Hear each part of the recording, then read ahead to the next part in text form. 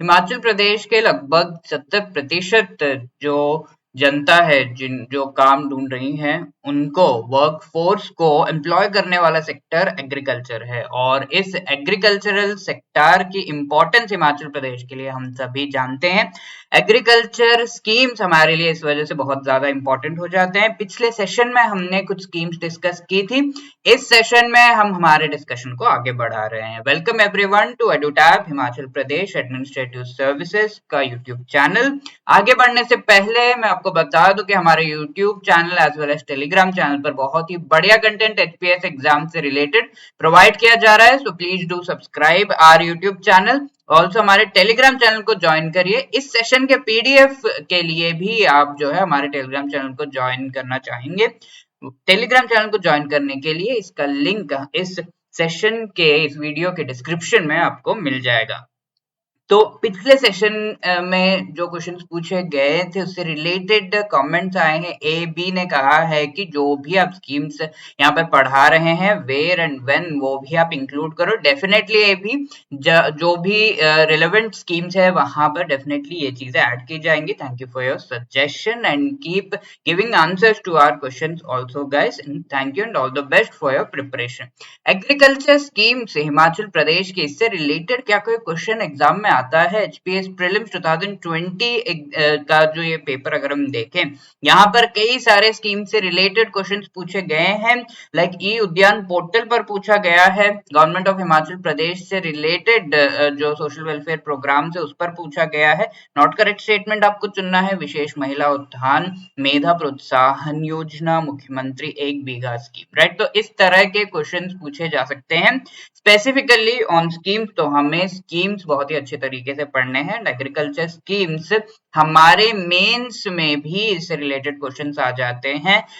National mission for sustainable agriculture, इस पर question आया है। अभी तो हम हिमाचल प्रदेश के एग्रीकल्चर स्कीम्स को डिस्कस कर रहे हैं, आगे हम नेशनल लेवल के एग्रीकल्चर स्कीम्स भी कुछ डिस्कस करेंगे एंड वो हमें जीएस 3 पेपर में जो क्वेश्चंस आते हैं उनको आंसर करने के लिए बहुत ही अच्छी तरीके से मदद करेंगे। इसी तरीके से 2019 में भी क्वेश्चन आया, mission for integrated development of horticulture. Right guys, तो शुरू करते हैं। सबसे पहला स्कीम जो हमें डिस्कस करना है यहाँ पर वो है मुख्यमंत्री नूतन पॉली हाउस योजना।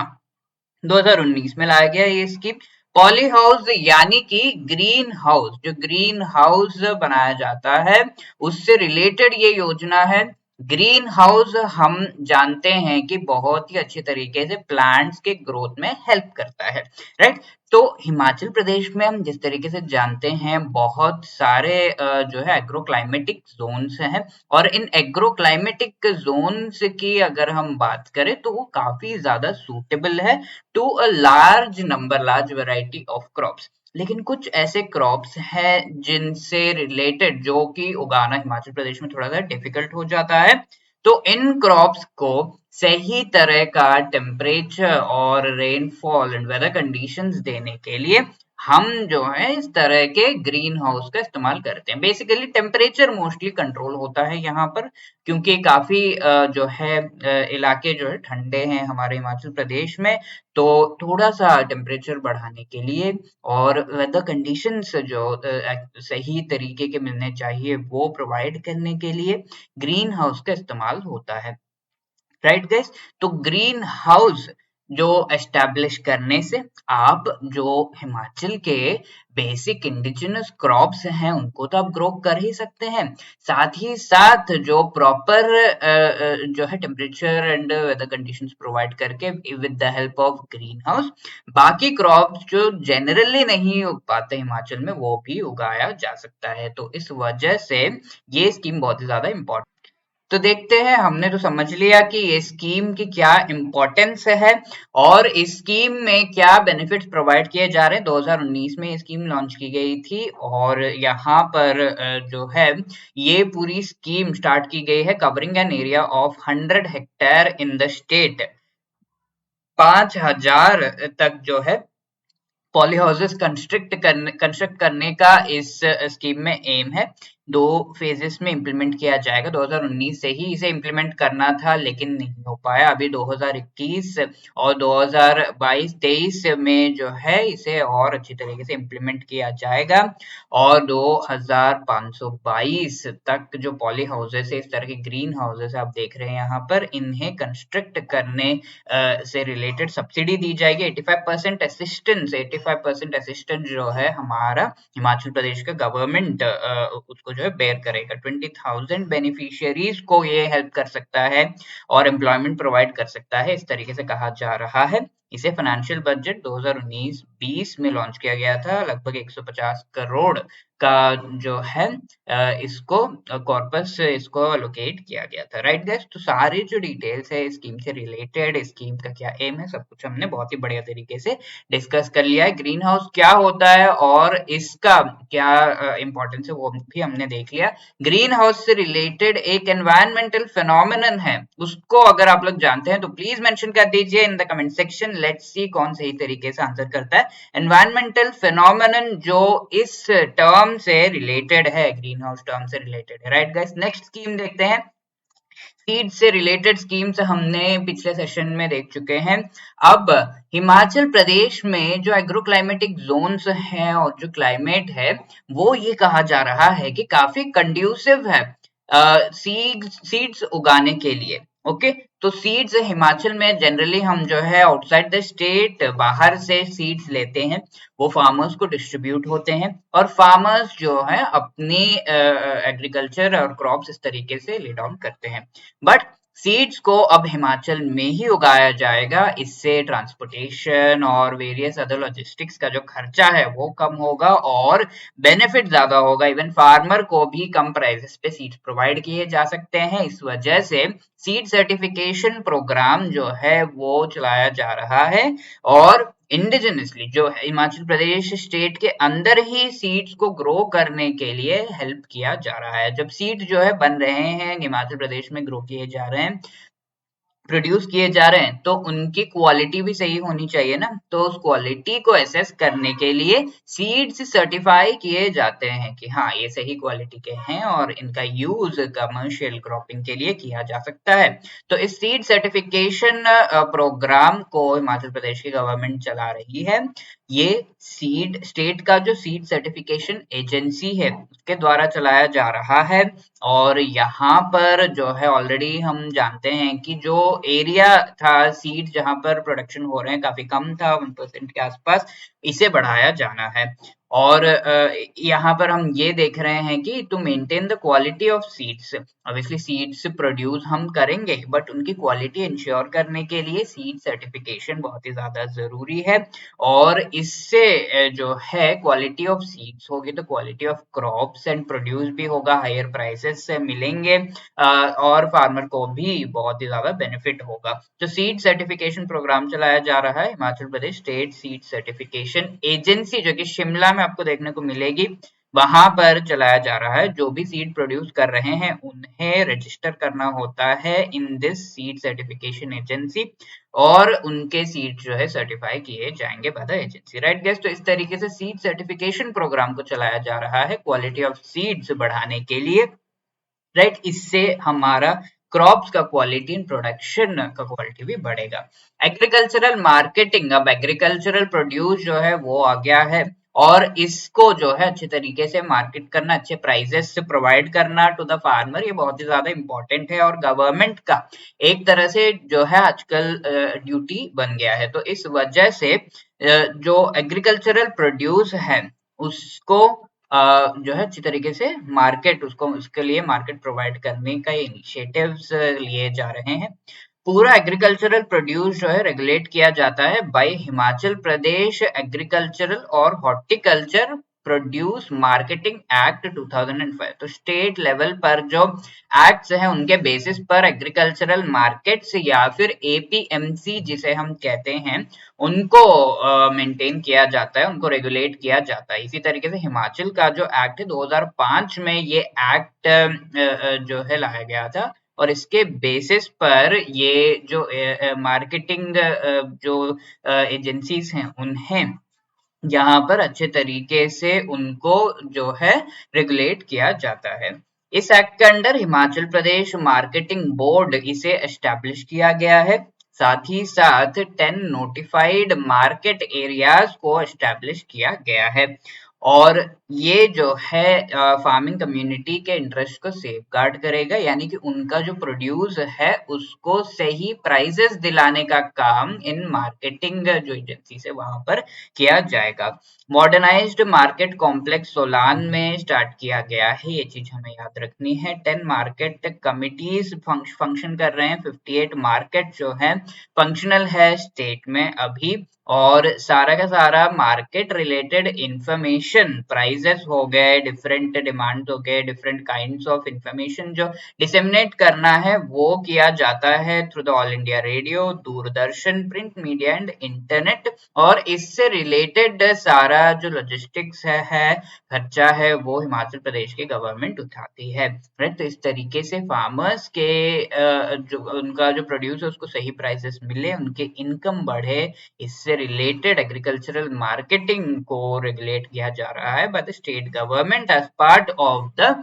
Himachal Pradesh agricultural horticulture produce marketing act 2005। Okay, इस एक्ट से रिलेटेड भी आगे हम बहुत ही डिटेल में डिस्कशन करेंगे इन द कमिंग सेशंस। अभी के लिए हमने ये चीज जो है समझ ली। आगे देखते हैं उत्तम चारा उत्पादन योजना। तो उत्तम चारा उत्पादन योजना ये हो गया जो हमारा लाइव स्टॉक है। राइट, तो एलीड सेक्टर हो गया ये एग्रीकल्चर का। तो लाइव स्टॉक को सपोर्ट करने के लिए चारा जो उन्हें मिल रहा है वो सही होना चाहिए, फॉर्डर उन्हें सही मिलना चाहिए। राइट, तो इसके लिए फॉर्डर प्रोडक्शन को इंक्रीज करना नंबर वन, और क्वालिटी फॉर्डर प्रोवाइड करना, इन चीजों के लिए उत्तम चारा उत्पादन योजना हमारी हिमाचल प्रदेश की गवर्नमेंट इस स्कीम को चला रही है। 42,000 हेक्टेयर्स एरिया में फॉर्डर प्रोडक्शन किया जाएगा। राइट, तो इसके लिए क्वालिटी सीड, फॉडर ग्रास के लिए क्वालिटी सीड्स प्रोवाइड किए जा रहे हैं, कटिंग सीडलिंग्स ये सब प्रोवाइड किए जा रहे हैं, सब्सिडाइज्ड रेट्स पर फार्मर्स को दिए जाते हैं। SC ST जो फार्मर्स हैं, BPL बिलो पॉवर्टी लाइन के जो फार्मर्स हैं, उन्हें 50% सब्सिडी दिया जा रहा है जो चाफ कटर्स हैं। तो इस तरह के जो कटर्स हैं फॉडर के इसके लिए सही तरीके से वो हो उसके लिए ये कटर्स यूज किए जाते हैं। इन चाफ कटर्स को जो है पहुंचाने के लिए इन तक और सभी लोग इसका फायदा उठा सके, इसके लिए सब्सिडी प्रोवाइड की जा रही है। 50% जो खर्चा है वो गवर्नमेंट उठाएगी। SC ST या BPL फार्मर्स अगर हैं, अगर उन्होंने इस तरह का कटर परचेज किया है। राइट, तो सीड क्वालिटी हो गया और इन कटर्स को मशीनरी को प्रोवाइड किया जा रहा है यूजिंग सब्सिडी। और ये स्कीम के लिए 5.60 करोड़ का जो आउटले है वो दिया गया है। 2020-21 में जो है ये स्कीम चलाई गई और इसे एक्सटेंड किया गया है। राइट गैस, तो उत्तम चारा उत्पादन योजना से रिलेटेड हमने देख लिया कि किस तरीके से ये जो है जो सीड्स है for the production of fodder grass, साथ ही साथ मशीनरी को प्रोवाइड कर रहा है। आगे बढ़ते हैं, मुख्यमंत्री खेत संरक्षण योजना 2018-19 में ये जो है योजना लाई गई थी और इसे अभी भी आगे एक्सटेंड किया गया है। तो ये जो मुख्यमंत्री खेत संरक्षण योजना है, इसके नाम से ही हमें पता चल रहा है कि खेत का संरक्षण, यानी कि जो ह्यूमन वाइल्ड लाइफ कॉन्फ्लिक्ट है, खेत है, पेड़ वगैरह आपने उगाए हैं, फल वगैरह उगाए हैं, मंकीज जो है वो खा जा रहे हैं, आपके खेत में इस तरीके से जो है हिरण आ रहे हैं, या फिर कई बार एक्सट्रीम कंडीशंस होते हैं जहां पर जो है हिमाचल में हम तो ये देखते हैं स्नो लेपर्ड भी जो है आ सकते हैं, और जो है डिफरेंट काइंड्स ऑफ ऑर्गेनिजम्स जो कि हमारे खेत को खराब करे और ह्यूमन के लिए भी, लोगों के लिए भी बहुत ही खतरनाक जानवर जो है वो आ सकते हैं। कई बार जो है ये जानवर लोगों को भी नुकसान पहुंचाते हैं। तो इस चीज को कम करने के लिए और जो भी नुकसान हो रहा है उससे कम करने के लिए ये जो खेत संरक्षण योजना है वो यहाँ पर लाया गया है। तो यहाँ पर इस योजना का इम्पोर्टेंस आप समझिए। जब भी ह्यूमन वाइल्ड लाइफ कॉन्फ्लिक्ट होता है तब नुकसान दोनों ही पक्षों को होता है। ह्यूमंस के लिए भी हमारा जो खेत था वो डिस्ट्रॉय हो गया, या फिर हमारे जो जानवर थे, डोमेस्टिक एनिमल्स थे, जिनसे जो है दूध हम निकाल रहे हैं या फिर कोई और चीज हो रही है, मीट आपको उसका बेचना है तो आप उसे जो है बड़ा कर रहे हैं, तो इन एनिमल्स को भी ये जो है खा जाते हैं या ले जाते हैं, मार डालते हैं, ये करते हैं। इससे जो है हमें जो किसान हैं उनको तो नुकसान हो ही रहा है, साथ ही साथ स्नो लेपर्ड जैसे ये जो है IUCN का जो लिस्ट अगर हम देखेंगे, जो कि काफी मान्यता प्राप्त लिस्ट है, इस लिस्ट में जो भी ऐसे जीव जंतु हैं, जो बायोडाइवर्सिटी है, जो कि बहुत ही ज्यादा थ्रेटेंड है, उनकी संख्या कम होते जा रही है, उनको जो है अलग अलग तरह का स्टेटस प्रोवाइड किया जाता है। स्नो लेपर्ड की अगर हम बात करें एग्जाम्पल है तो वो वल्नरेबल है, यानी कि ये और थोड़ा इनकी संख्या अगर कम होगी तो ये एक्सटिंक्ट होने लगेगा, पूरी तरीके से हमारे जो है दुनिया से गायब हो जाएंगे इनके जो पूरे की पूरी संख्या है, राइट। तो ये नहीं होना है, तो वाइल्ड लाइफ को भी नुकसान होता है क्योंकि हम जो है अपनी खेत को बचाने के लिए इनको खत्म करने लगते, कहीं भी देखा उन्हें खत्म कर दिया, राइट। तो ये चीज नहीं होनी चाहिए। दोनों ही चीजों को कम करने के लिए ये योजना बहुत ज्यादा हेल्प करता है, राइट। आप इवन एनवायरनमेंट के अपने आंसर में भी ये चीज लिख सकते हैं। मंकी वाइल्ड लाइफ जो है वो हमारे खेतों को खराब करते हैं।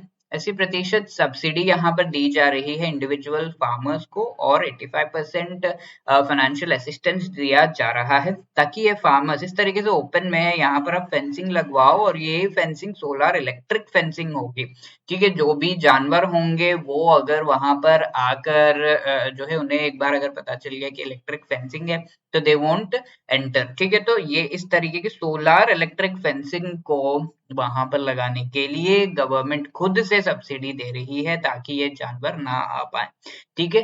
40 करोड़ का ये पूरा प्रोजेक्ट स्कीम है 2020-21 के लिए, ये जो है एक्सटेंड किया गया और आगे अभी एक्सटेंड किया गया। 2000 हेक्टेयर कल्टीवेटेड लैंड को फेंस किया जाएगा।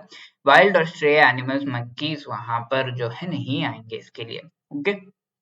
तो इस में ऑफ कोर्स जो लोग हैं, इंसान हैं, ह्यूमन से उनको उनकी बात अगर हम करें तो उनके क्रॉप्स बच रहे हैं, बट एनिमल्स को नुकसान जरूर पहुंच रहा है, राइट गैस। तो थोड़ा सा इसको जो है मॉडिफाई किया जा सकता है स्कीम को, ताकि एनिमल्स को नुकसान ना पहुंचे, बट देन हमें अपने क्रॉप्स जो है उन्हें तो बचाना ही है, राइट गैस। तो इस तरह के जो इनिशिएटिव्स है उनको आप मेंशन कर सकते हैं even in your mains answer, और हमने इस चीज को बहुत ही अच्छी तरीके से समझ लिया। आगे किस तरह के क्वेश्चन पूछे जा सकते हैं अब देखते हैं। हिमाचल प्रदेश का मुख्यमंत्री खेत संरक्षण योजना की अगर हम बात करें तो ये क्या है?